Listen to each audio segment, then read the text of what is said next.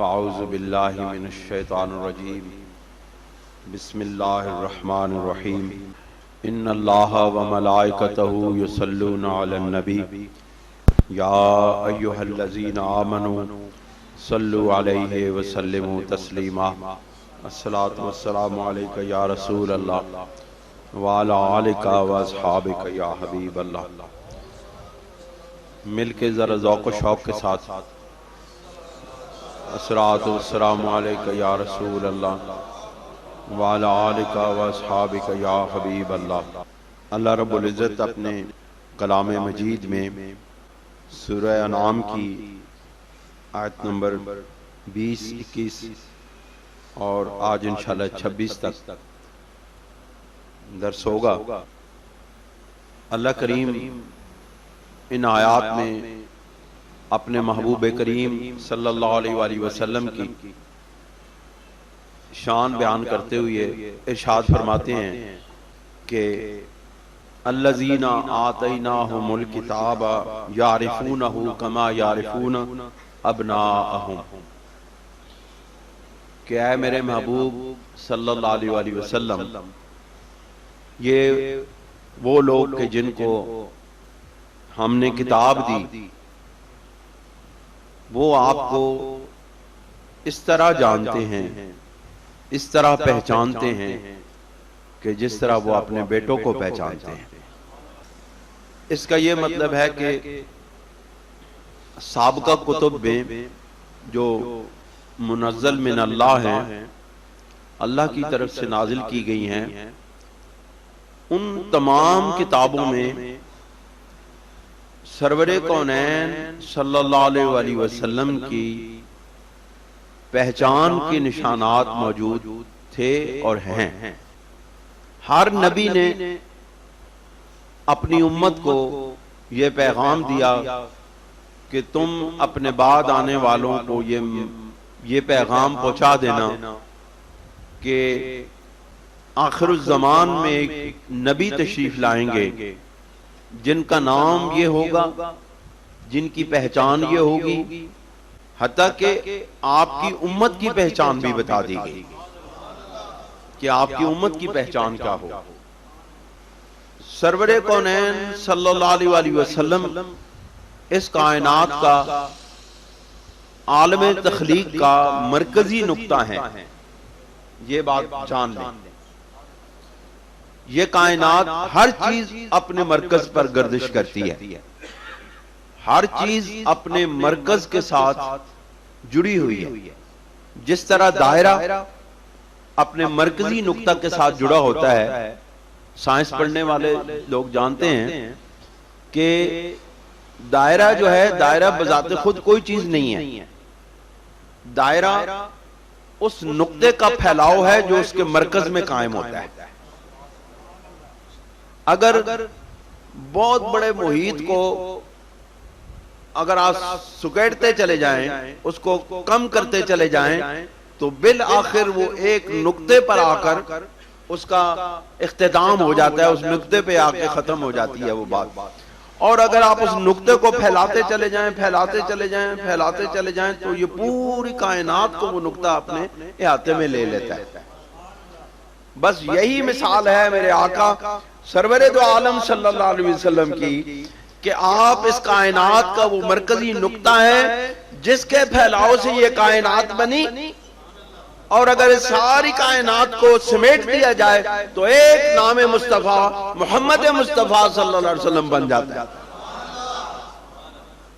لہذا جو مرکزی مقام ہے، جو مرکزی نقطہ ہے، اس کی پہچان ہر زمانے میں کرائی گئی۔ ہمیشہ یاد رکھیں، جو انسان اپنے مرکز کو نہیں پہچانتے، ان کی اپنی کوئی پہچان نہیں ہوتی۔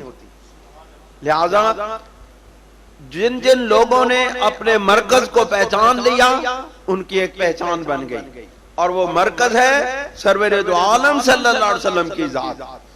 جن جن لوگوں نے آقا علیہ السلام کی پہچان کر لی تو پوری کائنات میں ان کا نام بن گیا، ان کا مقام بن گیا، وہ اس دنیا میں بھی صاحب مقام ٹھہرے اور آخرت میں بھی صاحب مقام ٹھہرے۔ اللہ کریم نے اسی چیز کو ان آیات میں سمو دیا کہ الذین آتیناہم الکتاب، کہ بے شک جن لوگوں کو ہم نے کتاب دی، یعنی جن لوگوں کو ہم نے کتاب کا علم عطا کیا۔ کتاب کا علم ہونا نبی کی پہچان کے لیے ضروری ہے۔ جب ان کتابوں کے اندر نبی کی پہچان کی نشانیاں موجود تھیں تو بدرجہ اتم قرآن مجید کے اندر حضور سرور دو عالم صلی اللہ علیہ وسلم کی پہچان کی کروڑوں نشانیاں موجود ہیں۔ بلکہ میں تو کہتا ہوں حضور سرور دو عالم صلی اللہ علیہ وسلم کی شان، آپ کی عزت، آپ کی رفعت، آپ کی بلندی، آپ کا مقام، آپ کا مرتبہ قرآن کی ہر آیت بیان کرتی ہے، قرآن کا ہر لفظ سرور دو عالم صلی اللہ علیہ وسلم کی شان بیان کر رہا ہے۔ لہذا جو لوگ قرآن مجید کو پڑھتے ہیں ان کو رسول اللہ صلی اللہ علیہ وسلم کی پہچان کرنی مشکل نہیں ہوتی۔ الذین آتیناہم الکتاب، جن لوگوں کو ہم نے کتابیں دی، ان لوگوں کو اگر کتابیں دے کے سرور کونین صلی اللہ علیہ وسلم کی پہچان دی جا سکتی ہے تو اے اہل ایمان، تمہیں تو اللہ رب العزت نے ساری کتابوں کی جان قرآن مجید عطا کر دیا ہے، پھر تمہیں رسول اللہ کو پہچاننا کیا مشکل باقی رہ گیا۔ الذین آتیناہم الکتاب، بے شک ہم نے ان لوگوں کو کتاب دی، یعرفونہ، وہ آپ کو پہچانتے ہیں، وہ آپ کی معرفت حاصل کرتے ہیں۔ معرفت کیا ہے؟ معرفت پہچان ہے۔ معرفت ظاہر کی پہچان ہے، معرفت باطن کی پہچان ہے۔ معرفت کس کو کہتے ہیں؟ معرفت لوگ بہت سارے کہتے ہیں یہ بڑی معرفت کی بات ہے، یہ معرفت کا کلام ہے، یہ معرفت کی بات ہے۔ معرفت کہتے ہی پہچان کو ہیں کہ معرفت اس حقیقت تک پہنچنے کی کوشش ہے کہ جن نشانوں سے چل کر کسی حقیقت تک پہنچا جا سکتا ہے، اس کو معرفت کہتے ہیں۔ سنوریہم آیاتنا فی الآفاق وفی انفسہم، کہ ہم بہت جلد تمہیں تمہارے آفاق میں اور تمہارے اندر تمہیں ایسی نشانیاں عطا کریں گے، ایسی نشانیاں دکھائیں گے کہ یہ سارے کے ساری نشانیوں سے تم اپنے رب کی اور اپنے محبوب صلی اللہ علیہ وسلم کی پہچان کر لو۔ آپ دیکھیں آج اللہ رب العزت نے جو ان کو کہا تھا، اہل کتاب کو کہا تھا کہ تم اس کو، ان پیارے محبوب صلی اللہ علیہ وسلم کو پہچانتے ہو،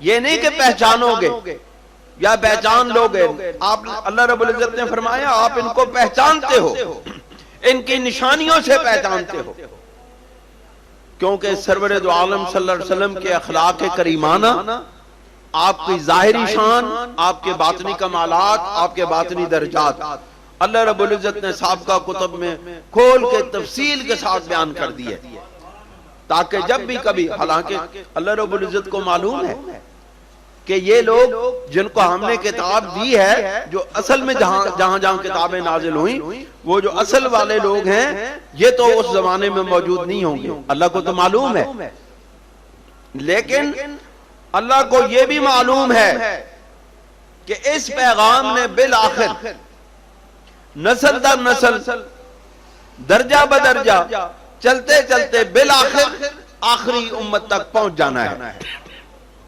آپ دیکھیں تورات میں، زبور میں، انجیل میں ہزاروں تحریفات کرنے کے باوجود، ہزاروں تحریفات کرنے کے باوجود ابھی بھی سرور دو عالم صلی اللہ علیہ وسلم کے نشانات موجودہ انجیل مقدس میں موجود ہیں۔ الذین آتیناہم الکتاب، جن لوگوں کو ہم نے کتاب دی ہے، یعرفونہ، وہ آپ کو پہچانتے ہیں، اس کو پہچانتے ہیں، کما یعرفون ابناہم، جس طرح وہ اپنے بیٹوں کو پہچانتے ہیں، جس طرح وہ اپنے بیٹوں کو پہچانتے ہیں۔ الذین خسروا انفسہم، پھر جن لوگوں نے اپنی جانوں کو ضائع کیا، اپنے آپ کو ضائع کیا، فہم لا یؤمنون، پھر وہ ایمان نہیں لائیں گے۔ یعنی پہچان موجود ہے اور ہر چیز ان کو معلوم ہے. جس طرح وہ اپنے بیٹوں کو پہچانتے ہیں کہ یہ میرا بیٹا ہے, یہ میرے بستر پہ پیدا ہوا ہے, اس کو میں پہچانتا ہوں, اس کا فلاں نام ہے, اس کا یہ نشانیاں, اس کی عادات خصائص یہ ہیں, وہ ساری چیزیں جب ان کو معلوم ہیں تو اس کا یہ مطلب ہے کہ وہ اس کے باوجود کہ تمام نشانیوں کو کہ ہونے کے باوجود وہ اگر نہیں مانتے ہیں, نہیں پہچانتے ہیں, تو پھر اس کا یہ مطلب ہے کہ وہ جان بوجھ کر ایمان نہیں لاتے. اب آگے بات آتی ہے وَمَنْ أَظْلَمُ مِمَّنِ افْتَرَى عَلَى اللَّهِ كَذِبًا, کہ اس سے بڑا ظالم اور کون ہوگا کہ جو اللہ تعالیٰ پر جھوٹ اور بہتان باندھتا ہے. اب یہ کیا ہے, اللہ پر جھوٹ اور بہتان کیا باندھنا کا کیا مقصد ہے؟ یعنی کہ وہ اہل کتاب اس زمانے کے اندر بھی آج بھی اللہ تعالیٰ کو وہ مانتے ہیں, وہ کسی بھی صورت میں مانتے ہیں, لیکن اللہ تعالیٰ کو وہ مانتے ہیں. اب اللہ رب العزت پر جھوٹ باندھنے کا مقصد کیا ہے یہاں پر؟ اللہ تعالیٰ پر جھوٹ باندھنے کا مطلب یہ ہے کہ وہ لوگ نبی کریم علیہ الصلوۃ والسلام کو نہ مان کے اللہ رب العزت پر جھوٹ باندھتے ہیں, کیونکہ سرور دو عالم صلی اللہ علیہ وسلم کو ماننا در حقیقت رب کو ماننا ہے, اور رسول اللہ صلی اللہ علیہ وسلم کی تکذیب کرنا, رسول اللہ صلی اللہ علیہ وسلم کی نبوت کا, رسالت کا, آپ کے آخر الزمان نبی ہونے کا انکار کرنا در حقیقت اللہ رب العزت کا انکار کرنا ہے. یہی وجہ ہے کہ ہم ختم نبوت پر ایمان نہ رکھنے والوں کو کافر کہتے ہیں. جو شخص بھی ختم نبوت پر ایمان نہیں رکھتا اور رسول اللہ صلی اللہ علیہ وسلم کے بعد کسی اور نبی کے آنے کا, خواہ وہ کسی بھی شکل میں ہو, وہ مثالی ہو, وہ بروزی ہو, وہ کسی بھی شکل کا نبی ہونے کا کوئی اقرار کرتا ہے, دل میں خیال رکھتا ہے, قرآن و سنت کی روشنی میں, قرآن و سنت کی تعلیمات کی روشنی میں وہ کافر ہے, وہ پکا کافر ہے. اس کی وجہ یہ ہے کہ در حقیقت وہ رسول اللہ صلی اللہ علیہ وسلم کی تکذیب نہیں کرتا, بلکہ وہ اللہ رب العزت کی تکذیب کرتا ہے. او کذب بآیاتہ, یا وہ ہماری آیتوں کی تکذیب کرتا ہے, یعنی وہ اللہ تعالیٰ کی تکذیب کرتا ہے یا اللہ رب العزت کی آیات کی تکذیب کرتا ہے. دونوں کی تکذیب بالآخر رسول اللہ تک جاتی ہے. یعنی کہ یہ ان دونوں چیزوں کی تکذیب کرنا, اللہ تعالیٰ کی طرف سے دی گئی کتاب کی یا اللہ رب العزت کی طرف سے دی گئی نشانیوں کی, معجزات انبیاء کی, بالخصوص سید دو عالم صلی اللہ علیہ وسلم کے معجزات کی تکذیب کرنا در حقیقت اللہ رب العزت کی تکذیب کرنا ہے. آج بھی آپ دیکھیں نوجوانوں, آپ کے لیے آپ اس وقت سوشل میڈیا کو یوز کرتے ہیں, آپ اس حقیقت کو پہچانیں کہ آپ جس وقت کوئی چیز دیکھ رہے ہوتے ہیں, اچانک آپ کے سامنے ایک بندہ بات کرنا شروع کر دیتا ہے, وہ رسول اللہ صلی اللہ علیہ وسلم کے معجزات کا مذاق اڑاتا ہے, ورنہ تعالیٰ کی قرآن مجید کی آیات کا مذاق اڑا رہا ہوتا ہے. وہ اپنے آپ کو نامذہب کہتے ہیں, نادین کہتے ہیں, ملحد کہتے ہیں, اور بڑے فخر کے ساتھ اپنے آپ کو ملحد کہتے ہیں. ایسے لوگ آپ کے ذہنوں کے اندر زہر گھولتے ہیں. لہذا آپ ان چیزوں سے خبردار رہیں اور ایسی چیزوں کو اگر تو دیکھیں نہیں جب تک آپ کو علم نہ ہو. اور اگر آپ کو کوئی چیز پریشان کرے تو بجائے اس کے کہ خود فیصلے کریں, کسی صاحب علم کے پاس چلے جائیں, کسی پکے صاحب علم کے پاس چلے جائیں, وہ آپ کو ان تمام مسائل کا حل بتا دیں. ان کی تمام باتیں, ان کے تمام معاملات جھوٹ پر مبنی ہوتے ہیں. وہ تمام برے عقائد کو پھیلا رہے ہیں, ہمارے نوجوانوں کے ذہنوں کے اندر زہر گھول رہے ہیں. وہ یہی کہتے ہیں کہ یہ کیا کہ قرآن مجید کی آیتیں, یہ قرآن مجید کی آیات کا وہ مذاق اڑاتے ہیں, رسول اللہ صلی اللہ علیہ وسلم کا مذاق اڑاتے ہیں, رسول اللہ صلی اللہ علیہ وسلم کے معجزات کا مذاق اڑاتے ہیں. اِنَّهُ لَا يُفْلِحُ الظَّالِمُونَ, بے شک ظالم کبھی بھی فلاح نہیں پاتے. اِنَّهُ لَا يُفْلِحُ الظَّالِمُونَ, بے شک ظالموں کو, بے انصافوں کو کبھی بھی فلاح نہیں ہوگی. وَيَوْمَ نَحْشُرُهُمْ جَمِيعًا, اور اس دن جس دن ہم تمام لوگوں کو جمع کریں گے میدان محشر میں. ثُمَّ नकूलु लिल्लज़ीना अशरकू ऐन शुरकाअकुम, फिर हम शिर्क करने वालों को कहेंगे कि कहाँ है तुम्हारे शरीक जिनको तुम रब्बे जुल जलाल का शरीक बनाते थे, कहाँ है आज वो तुम्हारी मदद करने के लिए? आज वो तुम्हें कहीं नजर आते हैं जिनको तुम अपना मददगार मानते थे अल्लाह ताला को छोड़ के, जिनको सामने तुम इबादत करते थे, जिनके सामने सजदे रेज़ियां करते थे, आज कहाँ है वो?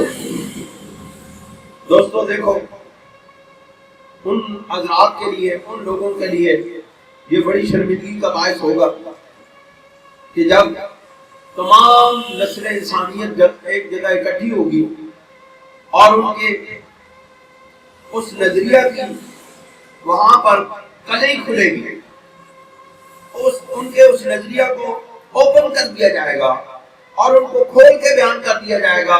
उनकी वहां पर इस गैर अक्ली दलील और गैर अक्ली अकीदे को जब खोला जाएगा तो उनको इंतहाई शर्मिंदगी होगी कि कहाँ है तुम्हारे शरीक, कहाँ है वो लोग जिनके सामने, कहाँ है वो बुत, कहाँ है वो इंसान जिनके सामने तुम इबादत के लिए झुकते थे और उनके आगे सजदे रेज़ियां करते थे। याद रखें, सजदा सिवाय रब्बुल इज्जत के किसी के लिए जायज नहीं। आज हमारे मुसलमानों के अंदर तसव्वुफ और रूहानियत के नाम पर अपने मुर्शिदों को लोग सजदे करते हैं, ये बिल्कुल हराम है। कतई तौर पर शरीयत में इन चीजों की इजाजत नहीं है। अगर इस कायनात के अंदर किसी को, किसी इंसान की, किसी हस्ती की को सजदा करने की इजाजत होती तो वो सरवरे तो आलम सल्लल्लाहु अलैहि वसल्लम से बढ़कर और कोई नहीं था। जब रसूलुल्लाह को किसी ने सजदा नहीं किया, जब किसी सहाबी ने, एक सहाबी ने रसूलुल्लाह सल्लल्लाहु अलैहि वसल्लम के से अर्ज की, या रसूलल्लाह सल्लल्लाहु अलैहि वसल्लम, मेरा दिल करता है कि मैं आपको सजदा करूं, मैं आपके सामने अपनी पेशानी को झुका दूं। बुजुर्गों को आगे भेजो, बुजुर्गों का ये जगह खाली है। नौजवानों, अपने बुजुर्गों का एहतराम किया करो, यही इस दुनिया के अंदर काम आने वाली चीज है। अपने से बड़े लोगों का एहतराम करो, अपने से बड़े लोगों को आगे जगह दिया करो। तो मैं अर्ज कर रहा था कि किसी भी शख्स को सजदा करना बिल्कुल जायज नहीं। तो सहाबी रसूलुल्लाह सल्लल्लाहु अलैहि वसल्लम से अर्ज करने लगे, या रसूलल्लाह, मेरा दिल करता है कि मैं आपको सजदा करूं। सरवरे दो आलम सल्लल्लाहु अलैहि वसल्लम ने इरशाद फरमाया, अल्लाह रब्बुल इज्जत के सिवा किसी के लिए सजदा करना जायज नहीं है। अगर सजदा करना जायज होता तो मैं बीवी को कहता कि अपने खामद को सजदा करे। फिर भी रसूलुल्लाह ने अपनी तरफ सजदे की निस्बत नहीं की। क्या शान है सरवरे दो आलम सल्लल्लाहु अलैहि वसल्लम की कि इस सब कुछ के बावजूद रसूलुल्लाह सल्लल्लाहु अलैहि वसल्लम ने उस सजदे की निस्बत अपनी तरफ नहीं की, बल्कि उसको दुनिया के मामलात की तरफ कर दिया कि ये इंसानों को सजदा करना इतनी कमतरीन चीज है कि अगर सजदा करना जायज होता है तो मैं बीवी को कहता अपने खामद को सजदा करे। लिहाजा सजदा सिर्फ रब्बे जुल जलाल के लिए, सिवाय रब्बे जुल जलाल के लिए किसी इंसान को, किसी पीर को, किसी मुर्शिद को सजदा करना जायज नहीं है। हमारे इमाम रब्बानी हजरत मुजद्दिद अल-फिसानी ने इसी एक सजदे को न करके सारी इस बड़े सगीर के अंदर इस्लाम को नई जिंदगी दी थी, नई आबियारी दी थी। वो एक सजदा ही था जिसका इनकार किया था इमाम रब्बानी ने, और उस सजदे न करने की बुनियाद के ऊपर इस बड़े सगीर के अंदर हजरत इमाम रब्बानी रज़ी अल्लाह तआला अन्हु की कोशिशों की वजह से ये इस्लाम फैला है, इस्लाम कायम हुआ है, इस्लाम बचा है। और ये महीना हजरत इमाम रब्बानी रज़ी अल्लाह तआला अन्हु का महीना है।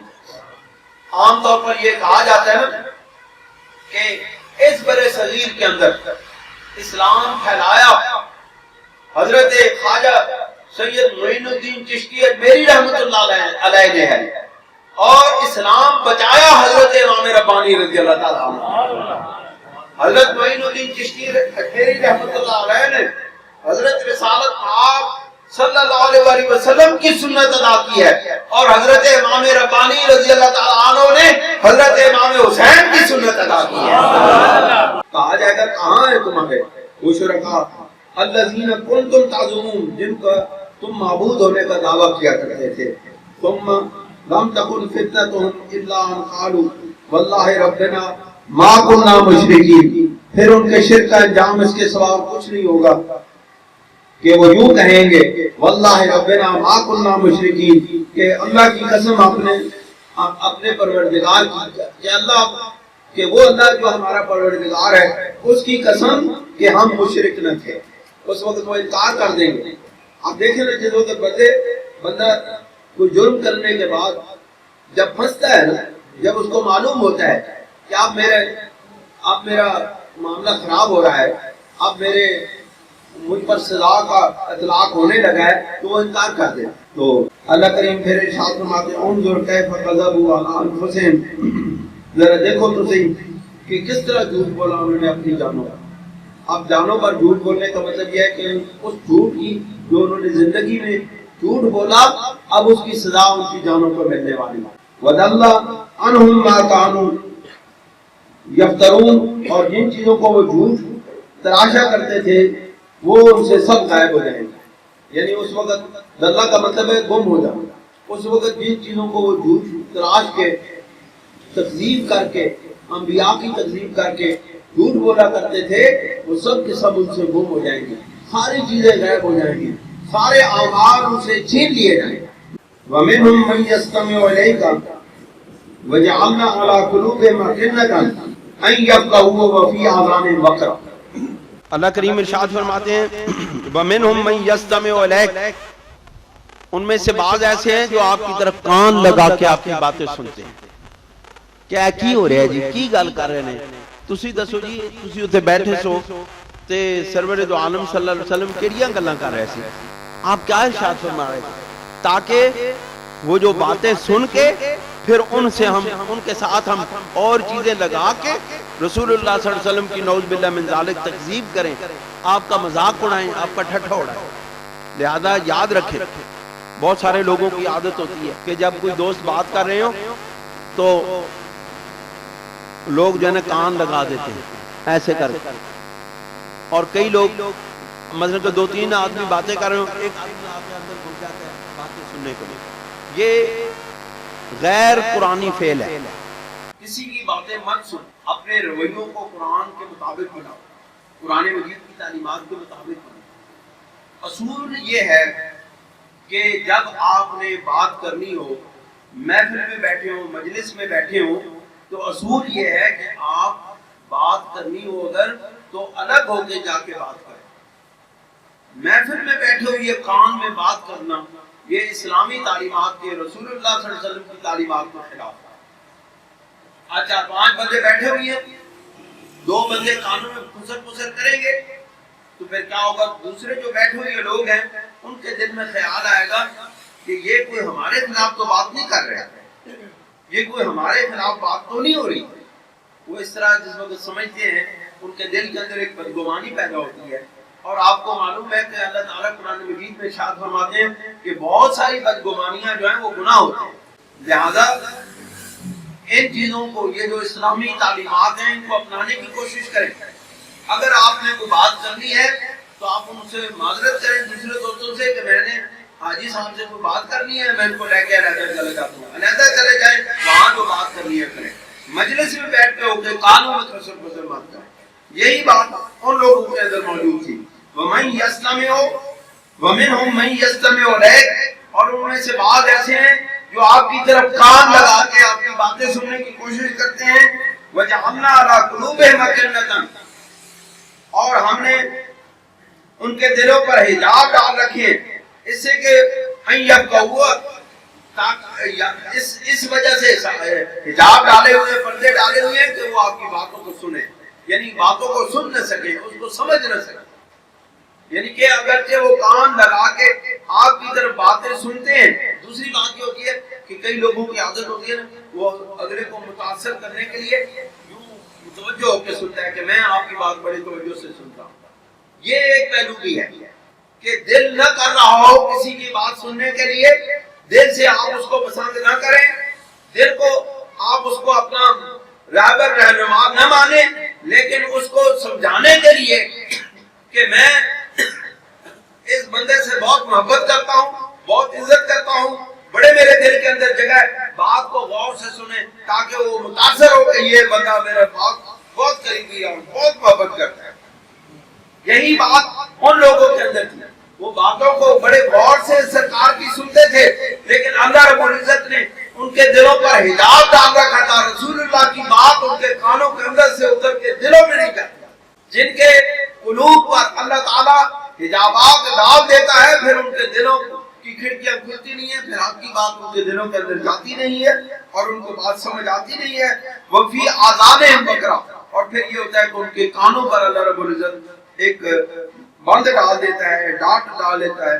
وَإِن يَرَوْا كُلَّ آیَةٍ لَا يُؤْمِنُوا بِهَا، اور اگر وہ لوگ تمام دلائل کو بھی دیکھ لیں تو اس پر بھی ایمان نہ لائیں، حتیٰ کہ اذا جاءوك يجادلونك، یہاں تک کہ جب وہ آپ کے پاس آتے ہیں تو آپ سے خواہ مخواہ جھگڑے کرتے ہیں۔